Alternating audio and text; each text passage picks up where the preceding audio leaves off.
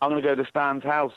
Christopher Guest is going to take me there. He drives past it, and he's the biggest Laurel and Hardy fan. We send each other, you know, sort of really obscure pictures of Stan and Ollie, and talk about it all the time. And I'll tell you another, a huge fan and who knew Stan really well is Dick Van Dyke.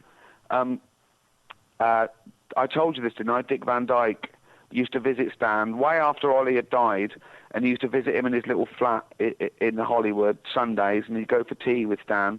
And every Sunday, Stan would get out of the drawer his little notepad and show Dick Van Dyke the new Laurel and Hardy sketches he'd written that week.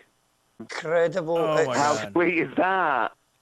I mean, Stan Laurel wrote about Dick Van Dyke in his letters. There's a website called Letters from Stan, and it's a friend of mine. Oh, really? Ricky, it's incredible. It's like reading Stan's biography in his own words. It's incredible. Lettersfromstan.com. Black Sky Radio.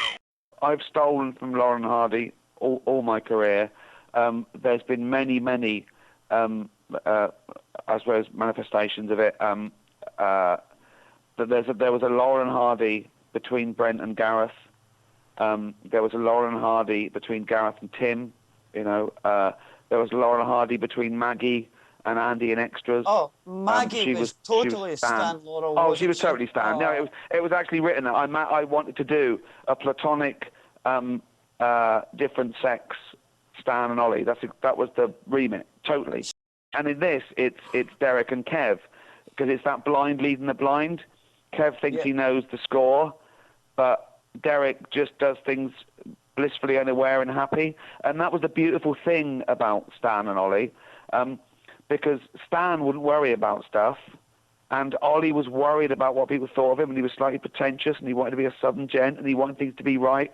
But he was the one who ended up in the fish pond, and that's what's funny. Stan wasn't hurt. Stan would look behind and see what happened in his wake, because he didn't worry about stuff. Yeah. And he would just duck to pick something up just at the right time, just as something was swinging by, and it would hit Ollie, of course. Not only were they the funniest duo of all time, and they comedy began and ended and with them and was never really improved upon, but why I love them is nothing to do with their comedy. It's to do with their relationship, and it's about their precarious. And what I really love about them is, and I've tried to put this in everything I did, I put it in Brent and everyone, is that they fall over and then they get themselves up and brush themselves off, and they think tomorrow's going to be a better day. And that's lovely. That is wonderful. And I've always tried to do that. I've always tried to have I love my characters, and I want them to do well, and I want them to be nice, and I want them to be hopeful. And in the end, I want them to get rewarded. I've stolen from Laurel and Hardy, and sometimes I don't even know it. I've put things in there, and I've suddenly realised. I'll tell you an example of it. You know, in Series 1, when Doug is on the beach, and he's going, "This is all right, isn't it? This is all you need," you know, and he's loving it. And then you hear Derek going, "Dougie," and Dougie doesn't even look up. He just looks at the camera and says, "Peace and quiet over with." That's stolen straight from County Hospital.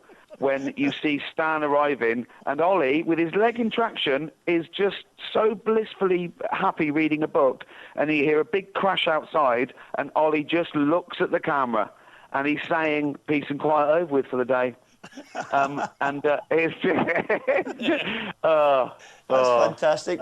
Black Sky Radio.